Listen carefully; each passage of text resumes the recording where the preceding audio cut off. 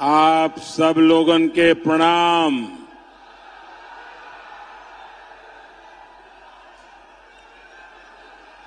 रउआ सबके गोड़ लागती, प्रणाम करती।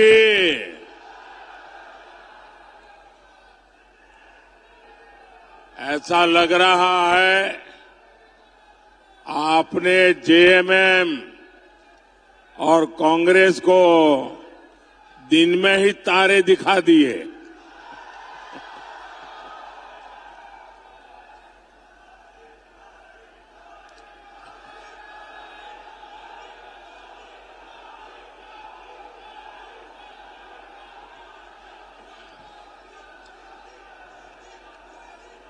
वहां जो पीछे सिक्योरिटी के और प्रशासन के लोग काम करते हैं, मैं देख रहा हूं कि बहुत लोग आ रहे हैं, लेकिन शायद उन्होंने एंट्री पॉइंट बहुत कम बनाए हैं, इसलिए लोगों को अंदर आने में दिक्कत हो रही है।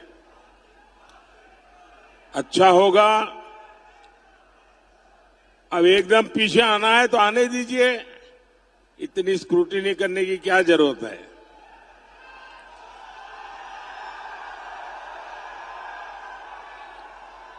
बहुत बड़ी मात्रा में हुजूम का हुजूम आ रहा है।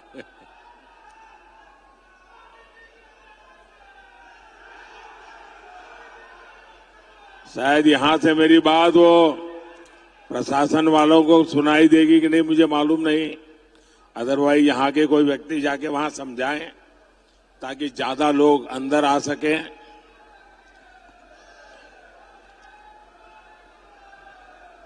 वैसे भी ये पंडाल छोटा पड़ गया है।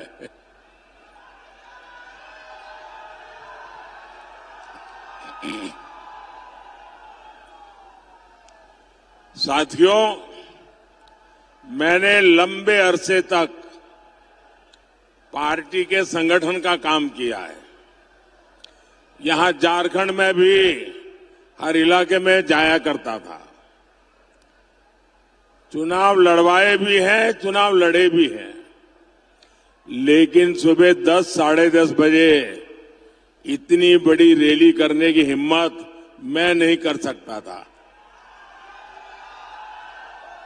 मैं यहां आपकी पूरी टीम को बधाई देता हूं भाई, इतनी बड़ी रैली सुबह 10:30 बजे करना, ये बहुत बड़ी ताकत लगती है। आपने बड़ा कमाल किया है जी।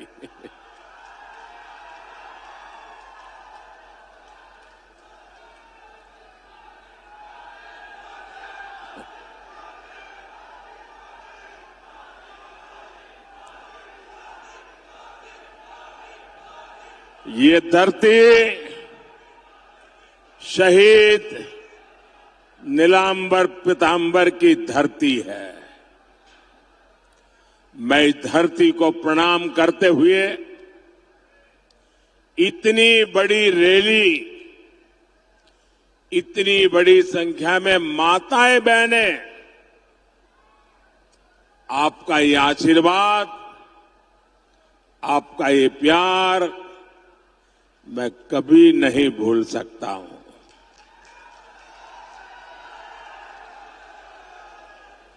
भाइयों और बहनों, आप सभी अपने एक वोट के महत्व को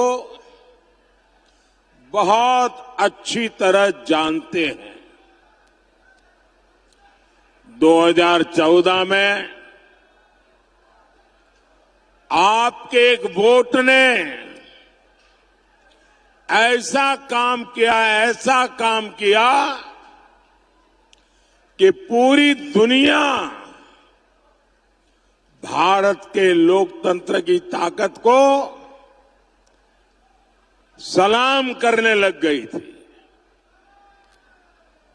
आपने 2014 में अपने एक वोट से कांग्रेस की महाभ्रष्ट सरकार को हटा दिया था। आपके एक वोट ने बीजेपी एनडीए की सरकार बनाई और आपके इस एक वोट की ताकत का परिणाम क्या हुआ? आज भारत का पूरी दुनिया में डंका बज रहा है।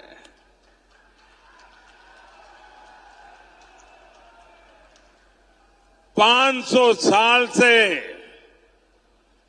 हमारी कितनी ही पीढ़ियां संघर्ष करती रही, इंतजार करती रही, लाखों लोग शहीद होते रहे। 500 साल लंबा अविरत संघर्ष चला। शायद दुनिया में इतना लंबा अविरत संघर्ष इतिहास में कहीं नहीं हुआ होगा जो अयोध्या में हुआ।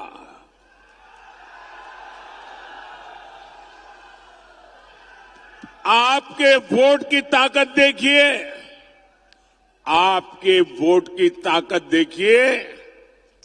500 साल तक लड़ाई लड़नी पड़ती थी, 500 साल तक इंतजार करना पड़ता था, 500 साल तक अनेक पीढ़ियां बीत गई, लेकिन जो काम नहीं हुआ वो आपके एक वोट से आज राम मंदिर बन गया।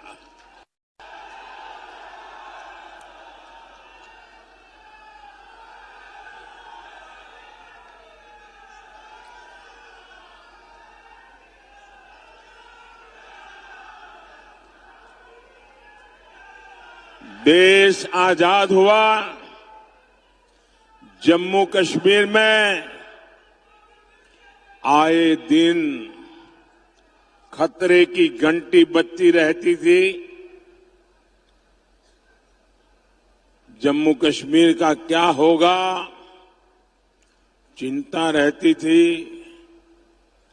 बम धमाके, गोला बारूद कश्मीर से वही सुनाई देता था।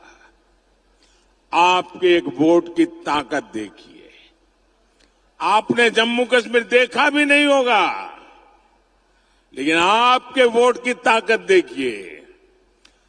जो 370 की दीवार थी, आपके इस वोट ने 370 की 370 की उस दीवार को जमीन दोस्त करके जमीन में गाड़ दिया।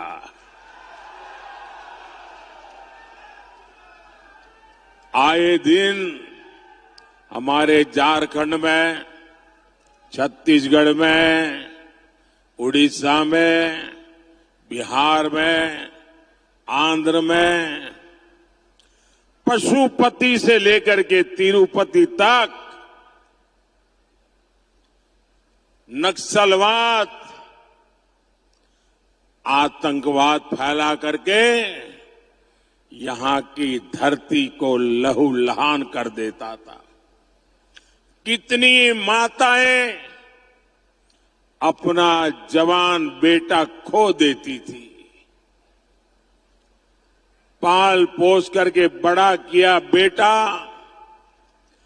गलत संगत में आकर बंदूक उठाकर जंगलों में भाग जाता था।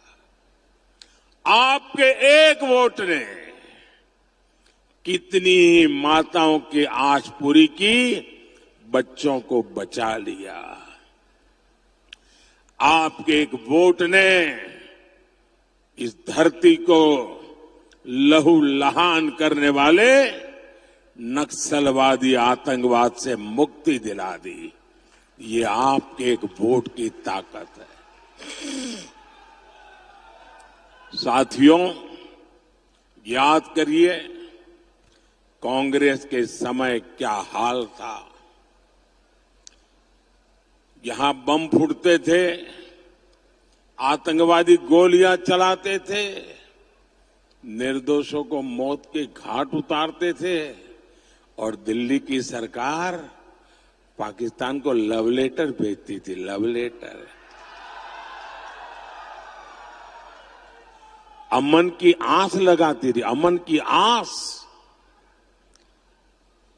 पाकिस्तान जितने लेटर जाता थे उससे ज्यादा आतंकी भेजता था और बम गोले लेकर वो देश में खून की होली खेलते थे। और जब आपने एक वोट दिया ना, उस वोट ने मुझ में इतना दम भर दिया, इतना दम भर दिया, मैंने आते ही कह दिया इनफ इज इनफ, बहुत हो चुका है, अब ये खेल नहीं चलेगा, मां भारती का अपमान नहीं सहूंगा, निर्दोषों को नहीं मारने दूंगा।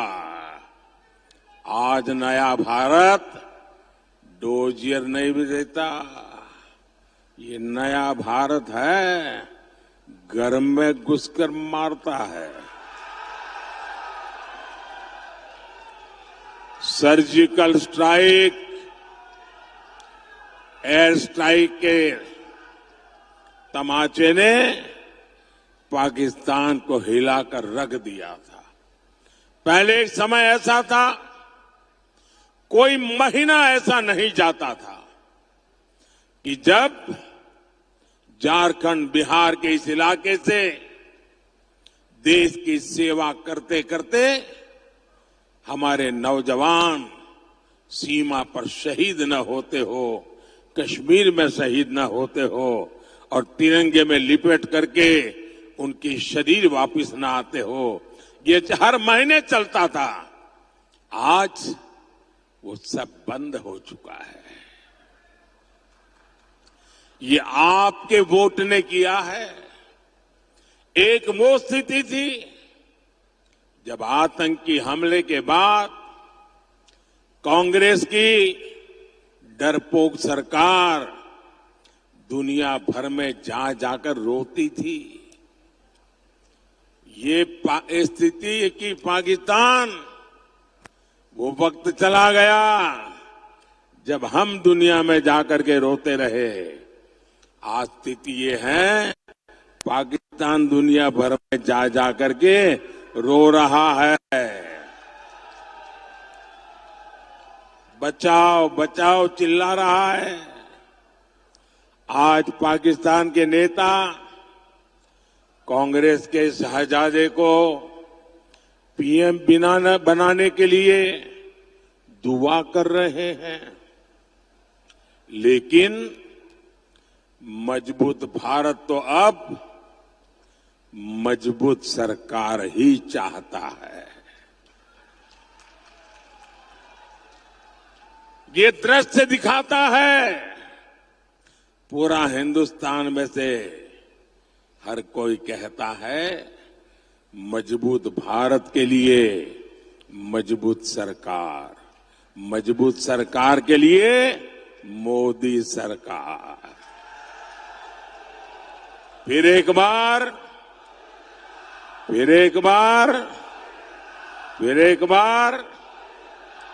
भाइयों और बहनों, मुझे सीएम और पीएम के रूप में देशवासियों की सेवा करते करते अब 25 साल हो जाएंगे। आपके आशीर्वाद से 25 साल हो गए। मोदी पर एक पैसे का घोटाले का आरोप नहीं लगा है।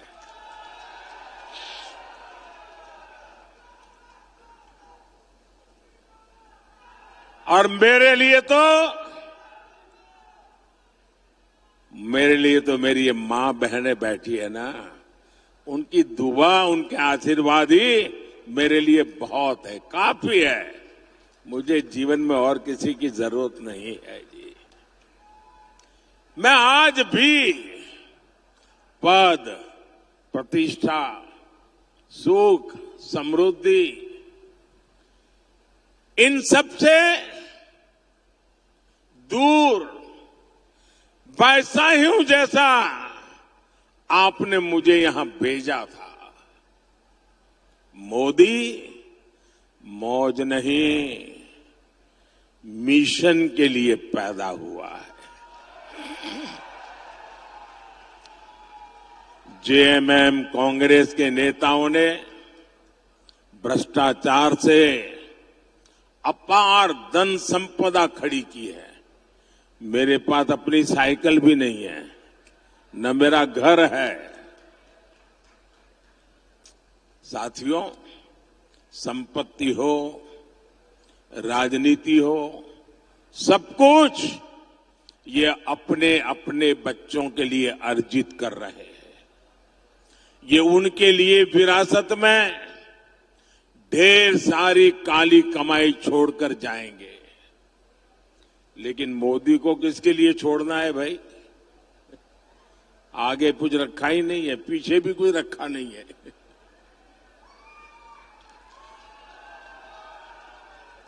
मेरे वारिस तो आप सब ही है। आपके बच्चे, आपके नाती पोते, यही मेरे वारिस है। मेरी इच्छा है मैं विरासत में आपको, आपके बच्चों को विकसित भारत देकर के ही जाऊं, ताकि आपको कभी मुसीबत भरी जिंदगी जीने की नौबत ना आए, आपका अच्छा जीवन हो, आपको वो सब न देखना पड़े जो मेरे जैसे परिवार, जो मैंने कभी देखा था, मेरे जैसे लाखों करोड़ों परिवारों ने देखा है। मैं वो स्थितियों से देश को मुक्ति दिलाना चाहता हूं। भाइयों बहनों, मेरे जीवन को आप भली भांति जानते हैं। मैं गरीबी का जीवन जीकर आया हूं। मैंने गरीबी को जिया है। गरीब की जिंदगी कितनी तकलीफ वाली होती है ना, उससे मैं गुजरते गुजरते यहां आया हूं। इसलिए 10 वर्षों में गरीब कल्याण की हर योजना की प्रेरणा मेरे अपने जीवन के अनुभव से जन्म लिया है।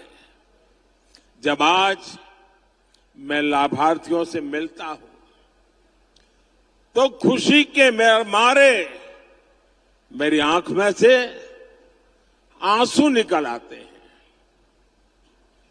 और ये आंसू वही समझ सकता है जिसने गरीबी देखी हो, जिसने कष्ट में जीवन गुजारा हो, जिसने मां को धुएं में खांसते देखा नहीं, उसको ये आंसू कभी भी समझ नहीं आ सकते। जिसने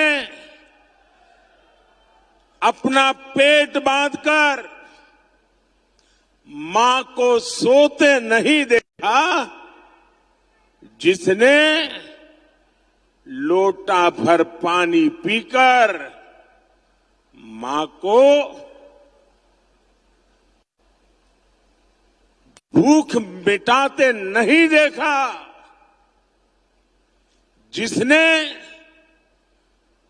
अपनी बीमारी को छिपाते नहीं देखा, शौचालय के अभाव में पीड़ा और अपमान सहती मां को नहीं देखा, वो मोदी के इन आंसुओं का मर्म नहीं समझेगा। लेकिन भाइयों और बहनों, ये कांग्रेस के साजिदे मोदी के आंसुओं में अपनी खुशी ढूंढ रहे हैं। कहते हैं मोदी के आंसू अच्छे लगते हैं। ये निराश हताश लोग अब इतने कुंठित हो गए हैं। एक कहावत है, जाके जाके पांव न फटे बिवाई, जाके पांव न फटे बिवाई, सो क्या जाने पीर पराई। कांग्रेस के शाहजादे की हालत वही है। वो तो गर्व से कहते हैं कि उनके घर में कई प्रधानमंत्री थे, खुद चांदी के चम्मच से खाते रहे, गरीब की, दलित आदिवासी की झोपड़ी में फोटो खिंचवाते रहे, लेकिन गरीब के लिए कुछ नहीं किया।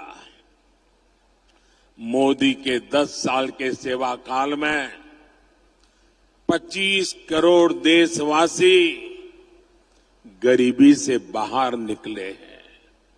इसलिए वो आज भाजपा को आशीर्वाद दे रहे हैं। यही मेरे गरीब भाई बहन है, उन्हीं के आशीर्वाद, यही तो मेरी शक्ति है, यही तो मेरी पूंजी है। साथियों, कांग्रेस ने, उसके सहयोगियों ने पलामू को भी तो अपने हाल पर छोड़ दिया था। दिल्ली में बैठे इनके नेताओं को नक्शा दिखाकर पूछ लीजिए कि पलामू कहां है तो पता ही नहीं होगा। ऐसे ही जिलों में देश के सबसे ज्यादा दलित, आदिवासी, पिछड़े ये मेरे भाई बहन रहते हैं, लेकिन इसकी उन्हें परवाह ही नहीं थी।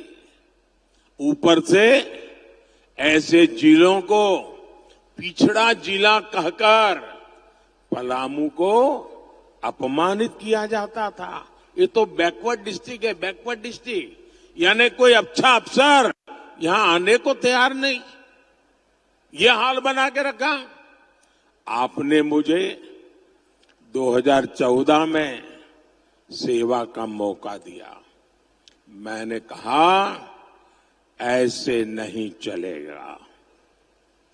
मैंने पिछड़ा सारी जो इन जिलों को उन्होंने बैकवर्ड करके बर्बाद करके रखा था ना, मैंने कहा ये आकांक्षी जिले हैं, यहां के लोगों के भी सपने हैं, यहां के लोगों की भी आकांक्षाएं हैं।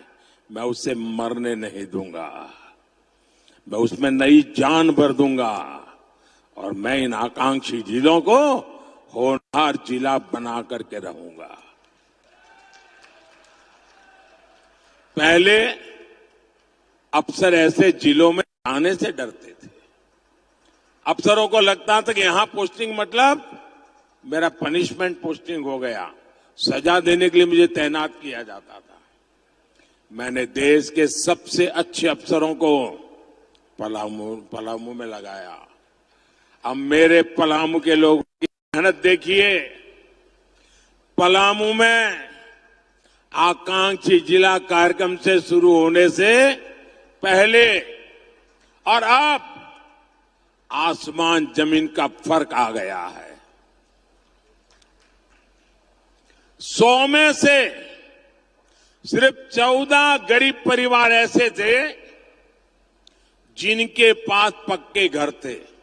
आंकड़ा याद रहेगा, 100 में से 14।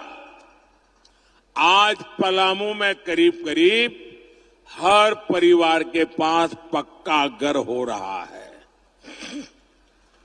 और मैं आपको भी कहता हूं, जब इस चुनाव अभियान में आप गांव-गांव जाएंगे ना, और गांव में कहीं भी कच्चा मकान दिखे, कोई परिवार को अजीब पक्का अगर पहुंचा नहीं है, ऐसे एक दो लोग मिल सकते हैं, उनको नाम पता लेकर के मुझे भेज दीजिए।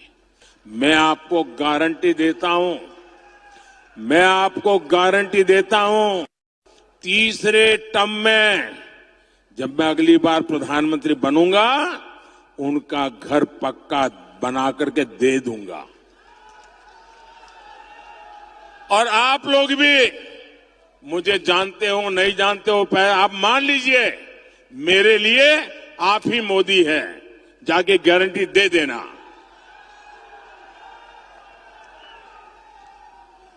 आकांक्षी जिला, ये कार्यक्रम शुरू होने से पहले यहां 100 में से 80 परिवार अंधेरे में रहने के लिए मजबूर थे। ये भी आंकड़ा याद रखिए, 100 में से 80 परिवार अंधेरे में। आज पलामू के हर घर, हर स्कूल में बिजली है। पहले पलामू की 100 में 3 ग्राम पंचायतों में इंटरनेट था। आज यहां हर गांव डिजिटल क्रांति का हिस्सा है। ये सब मोदी ने किसके लिए किया भाई? ये मोदी किसके लिए मेहनत करता है? किसके लिए करता है? किसके लिए करता है? ये मुझे संतोष हो रहा है कि मैं आपकी इस प्रकार से सेवा कर रहा हूं। ये मैं आपके बच्चों के लिए कर रहा हूं, मैं ये आपके उज्जवल भविष्य के लिए कर रहा हूं। और भाइयों बहनों, आज मैं पलामू को बधाई देने के साथ ही आपको सतर्क करने भी आया हूं। मोदी यहां रोजगार बढ़ाना चाहता है, मोदी आपके जीवन में खुशहाली लाना चाहता है, लेकिन कांग्रेस वालों की नजर आपकी जायदाद पर पड़ गई है। कांग्रेस हो या जेएमएम हो, उनको और कुछ नजर ही नहीं आता है। और ये कांग्रेस ने अभी अपना मैनिफेस्टो निकाला है, और बेईमानी देखिए, वो कह रहे हैं कि वो आपका एक्सरे करेंगे। एक्सरे, कितनी जमीन है, घर कहां है, कितने कमरे हैं, घर में सोना है कि नहीं है, चांदी है कि नहीं है, मंगलसूत्र है कि नहीं है, जांच कराएंगे। और फिर उसमें से कुछ हिस्सा आपसे छीन लेंगे और आपसे वो लेकर के अपनी वोट बैंक को देना चाहते हैं। क्या आप आपकी पूंजी छीनने देंगे? किसी भी सरकार को आपकी पूंजी लेने देंगे? आपकी मेहनत की कमाई, बचाई हुई कमाई किसी को देने देंगे? आपके पूर्वजों ने जो दिया है वो किसी को देने देंगे? ये आपकी कमाई का, आपकी फसल का, आपके बंधन का हिस्सा भी हड़प लेना चाहते हैं। साथियों, कांग्रेस और इंडी गठबंधन ने एक और खतरनाक बात कही है। ये लोग अब एससी, एसटी, ओबीसी का आरक्षण छीन लेना चाहते हैं। जब हमारा संविधान बन रहा था, तब संविधान निर्माताओं ने मिलकर तभी एक बात तय की थी, और ये पक्का हो गया था, सही सिक्के हो गए थे, कि भारत में कभी भी धर्म के आधार पर आरक्षण नहीं दिया जाएगा। लेकिन अब ये कांग्रेस और उनके चट्टे बट्टे ये जेएमएम और आरजेडी साहब ये आदिवासियों का, पिछड़ों का, दलितों का आरक्षण में डाका डालकर आरक्षण में से कुछ हिस्सा छीन करके ये धर्म के आधार पर संविधान बदल करके मुसलमानों को देना चाहती है। और कांग्रेस चिल्ला चिल्ला कर बोल रही है और आरजेडी जेएमएम वाले जवाब भी नहीं दे रहे। वो कांग्रेस के इस ऐलान पर मौन सहमति दे रहे हैं। क्या आप अपने आरक्षण के हक को जाने देंगे क्या? क्या आप अपने आरक्षण के हक को जाने देंगे क्या? बाबा साहब आंबेडकर ने दिया है, उसको छीनने देंगे क्या? मेरे आदिवासी भाई बहन, मेरे दलित भाई बहन, मेरे पिछड़े भाई बहन, आप लिख के रखिए,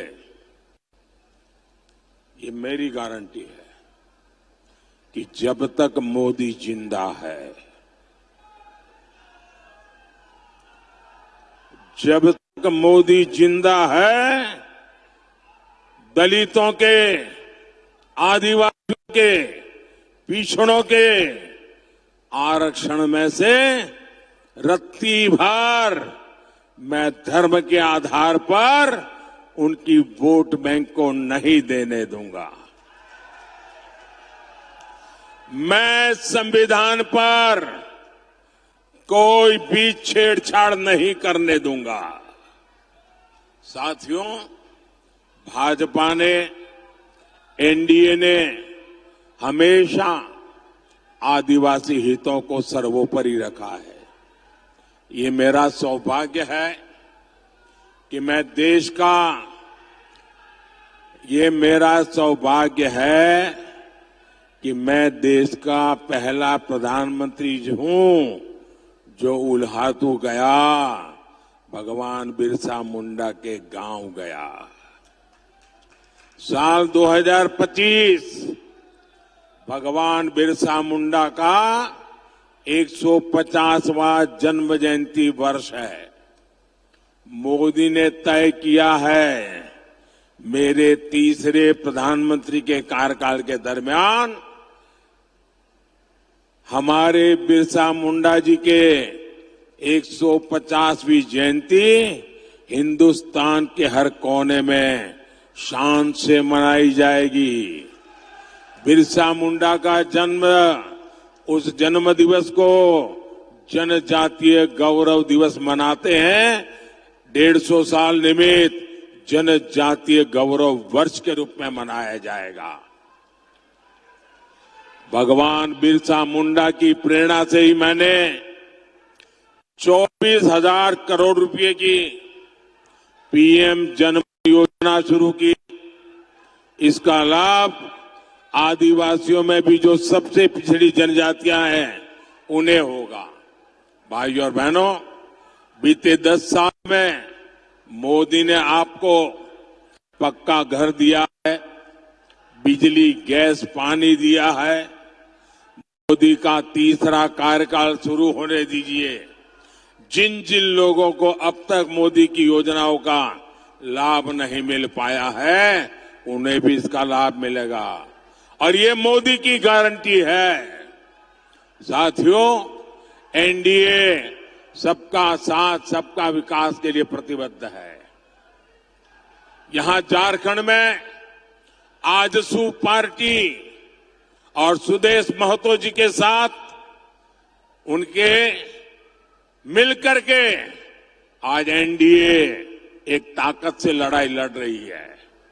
आपको पलामू से हमारे विष्णु दयाल राम जी को ज्यादा से ज्यादा मतों से विजयी बनाना है। ये हमारे विष्णु दयाल जी इतने सरल है कि पार्लियामेंट में जब किसी को मैं उनका परिचय करवाता हूं कि डीजीपी थे तो मानने को तैयार नहीं है। एकदम सरल, जमीन पर रह करके सुख दुख के साथी ऐसे आपके उम्मीदवार है। देश को ऐसे लोगों की जरूरत है। 13 मई को आपको अपना बूथ जीतना है। जीतेंगे? पोलिंग बूथ जीतेंगे? मुझे चुनाव तो जीतना है, पोलिंग बूथ भी जीतना है। आप घर घर जाएंगे? जरा दोनों हाथ ऊपर करके बताइए, घर घर जाएंगे? मतदाताओं को मिलेंगे? अच्छा, पोलिंग के दिन छोटी छोटी यात्राएं निकाल करके मतदान करवाइए। रामधुन करते करते जाइए, उत्सव का माहौल बनाइए और भारी संख्या में मतदान कराइए। कितनी ही गर्मी क्यों ना हो, पहले मतदान फिर जलपान। अच्छा, मेरा एक काम करेंगे,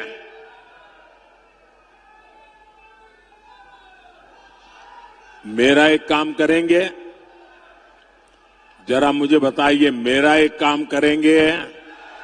हाथ ऊपर करके बताइए, मेरा एक काम करेंगे? मेरा पर्सनल काम है, करेंगे? ये चुनाव का काम नहीं है, करेंगे? ये मोदी का काम है, करेंगे? मेरा एक काम करना, घर घर जाना, जाकर के कहना कि मोदी जी आए थे और मोदी जी ने आपको जय श्री राम कहा है। मेरा जय श्री राम पहुंचा देंगे? पक्का पहुंचा देंगे? बोलिए भारत माता की, भारत माता की, भारत माता की। बहुत बहुत धन्यवाद।